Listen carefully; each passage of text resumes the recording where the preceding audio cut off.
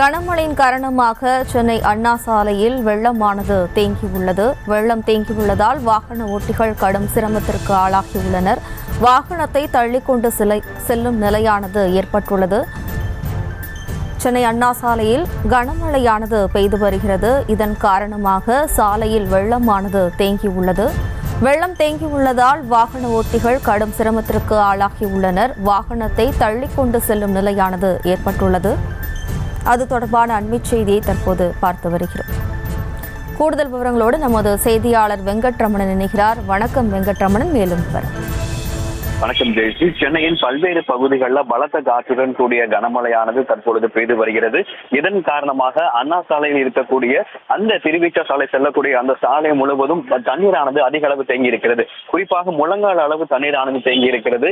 இதனால் இருசக்கர வாகனத்தில் செல்பவர்களும் நடந்து செல்பவர்களும் கடும் சிரமத்திற்கு சந்திருக்கின்றன. குறிப்பாக பல்வேறு இருசக்கர வாகனங்கள் பழுதாகி அவர்கள் வாகனத்தை தள்ளி செல்லக்கூடிய ஒரு நிலைதான் ஏற்பட்டிருக்கிறது. இந்த திடீர் மழையின் காரணமாக பணி முடிந்து வீடு திரும்பக்கூடிய நபர்கள் பல்வேறு சிரமத்தை சந்தித்து வருகின்றனர். இந்த அண்ணா சாலையில் தேங்கி இருக்கக்கூடிய மழையானது குறிப்பாக இந்த பேருந்து நிலையத்திற்கு முன்பாக மழை நீரானது அதிக அளவு தேங்கி இருக்கிறது.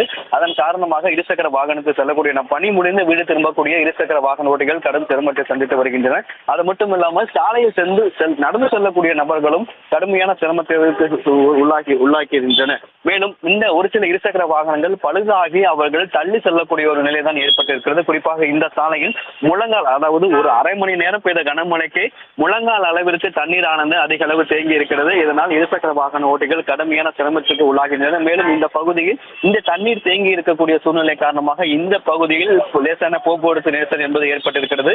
சாலையில் நடந்து செல்பவர்களும் அதே போல இருசக்கர வாகனத்தில் செல்பவர்களும் இந்த முழங்கால் அளவு தேங்கி இருக்கக்கூடிய தண்ணீரின் காரணமாக கடுமையான சிரமத்தை சந்தித்து வருகின்றனர். ஜெயஸ்ரீ,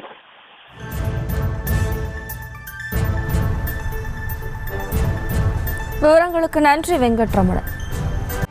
செய்திகளை உடனுக்குடனும் துல்லியமாகவும் தெரிந்து கொள்ள சப்ஸ்கிரைப் பண்ணுங்க.